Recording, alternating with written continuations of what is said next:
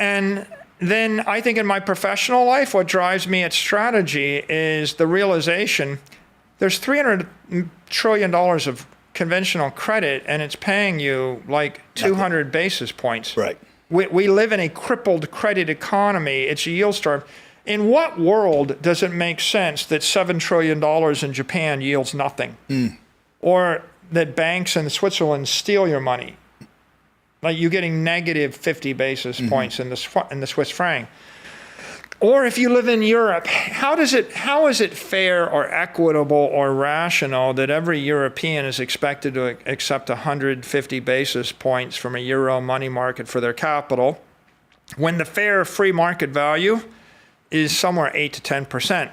Saylor opens with the kind of critique that has become his trademark, a bold declaration that the global financial system is fundamentally broken. It's a world, he argues, where savers are punished, where money no longer earns a fair return, and where credit has become distorted beyond recognition. For him, this crippled credit economy is not merely inefficient, it's unjust.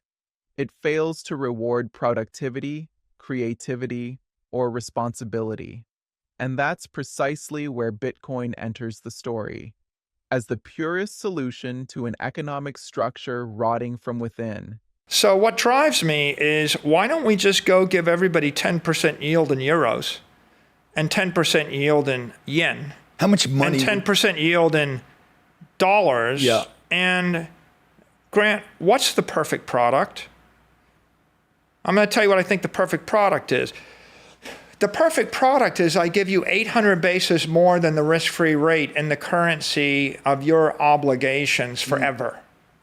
Saylor's perfect product isn't a gadget or a service. It's an idea, an entirely new financial instrument that offers real yield, freedom from counterparty risk, and protection against inflation. He's painting a vision where money itself becomes productive, where value compounds across generations.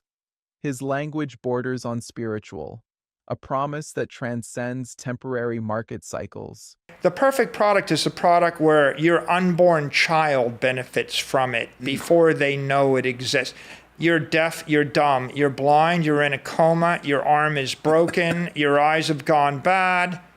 I used to think the iPhone was the perfect product, but we're on the iPhone 17 Pro Max. Yeah. They have to upgrade it every year. It's not the perfect product. No. If your eyes go bad, you can't even read the product. Right. This moment captures Saylor's almost poetic intensity. To him, Bitcoin is not another consumer technology. It's something eternal. Where physical tools degrade, Bitcoin endures. It doesn't depend on your eyesight, your health, or your lifespan. It's pure digital energy, alive on a network that never sleeps. For Saylor, the perfection lies in permanence, and permanence is what gives money meaning. How about I'm just going to give you money forever, a comfortable retirement, and you just do whatever you want? Pure economic energy. You buy this, and it just pays you for your life, the life of your children, the life of your children's children, the life of your great-great-great-great-grandchildren, and it's always more than the underlying inflation rate. Saylor envisions a world where Bitcoin becomes the foundation for generational wealth, a self-sustaining source of prosperity immune to political manipulation. His rhetoric evokes the dream of true independence. It's a call to exit a rigged system and enter one defined by mathematical fairness.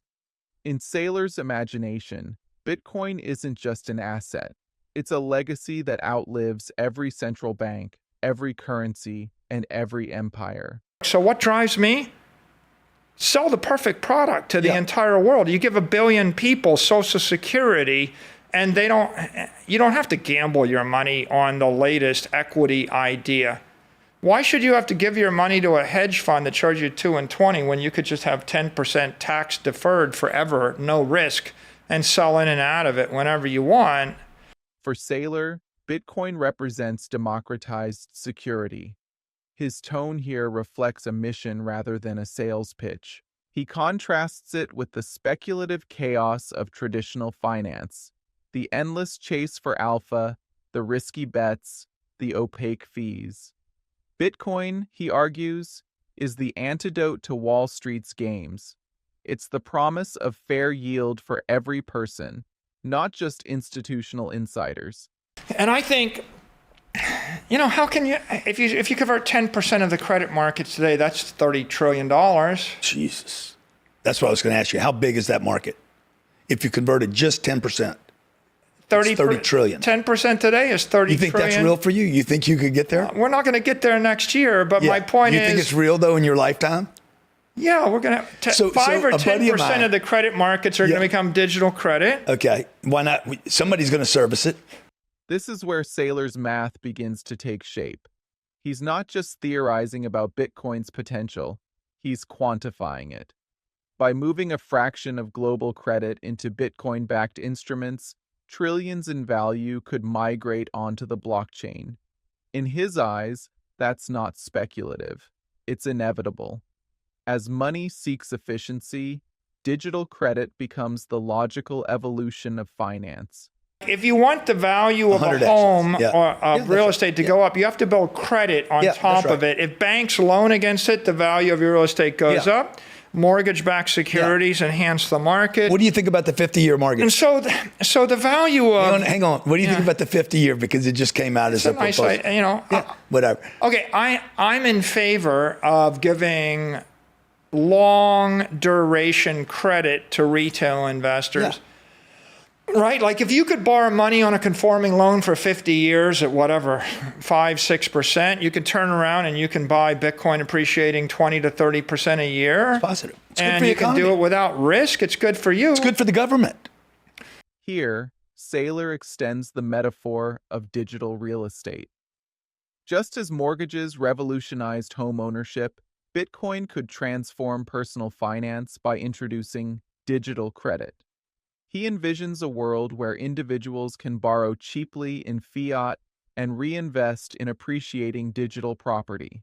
The outcome, he insists, benefits everyone: citizens, institutions, and even governments burdened by debt. If we become 5% of the market, it might take us 20 years. Trillion. And by that time, the 300 trillion is 600 trillion. Yeah. And the 5%, is 30 trillion.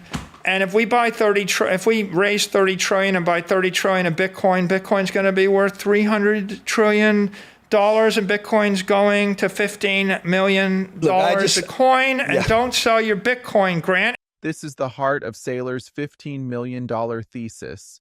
His reasoning is simple yet staggering. As traditional credit inflates, a small shift into digital assets creates exponential price pressure. Bitcoin, with its fixed supply, becomes the gravitational center of all capital. To Saylor, this is not optimism, it's mathematics. He isn't predicting mania, he's describing monetary thermodynamics. Was John D. Rockefeller a sales guy, or did he give us unlimited energy and help us win World War I and World War II? And was Henry Ford a sales guy when he said everybody ought to have a car and it should be go... black? It's like, at the end of the day, if you invent a product that everybody needs that makes Steve Jobs was a salesman. Makes their life better, the reason that you're an effective sales guy is because you come up with a product that changes the world. Yeah. Critics often call Saylor the world's most persuasive Bitcoin evangelist. Here, he answers that accusation directly. He compares his mission not to hype, but to industrial revolutionaries who transformed civilization. His argument is that persuasion is only powerful when the product delivers real value.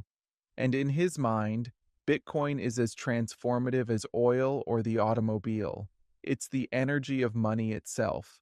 The reason we love AI is not because it was sold to us. It's because you have a complicated problem, you punch it in, and the AI gives you a good answer. You're like, oh my God, this is actually quite a good answer. And so if the product works, it's easy to be a good sales guy. Yeah. And maybe I might say, if your product works and you think you're going to change the lives of 1 billion people for the better, you get motivated to go sell it. Saylor ties everything together with a universal truth. Great ideas don't need manipulation. They sell themselves through performance. His analogy to artificial intelligence is deliberate. Like AI, Bitcoin solves complex problems through simplicity and trust in code.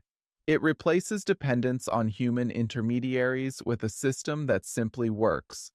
Across his conversation, Saylor builds a vision where money is no longer a decaying promise, but a living system of energy, immutable, incorruptible, and eternally compounding.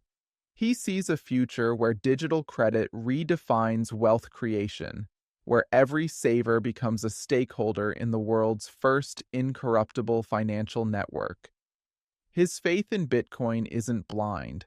It's anchored in economic logic, technological inevitability, and moral conviction.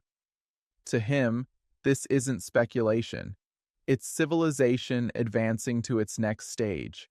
And when you know your product is crappy or garbagey, you're selling an airplane from a kit that's going to kill 1/10 of the people that fly it, deep down in your soul, you don't quite have the same religious fervor because it's not the greatest product. And so this guy sells $80 billion in debt a year, by the way, on adjustables. Sell the thing that works. Yeah.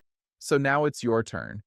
Do you believe Bitcoin really is the thing that works? The perfect product destined to outlast every form of money before it?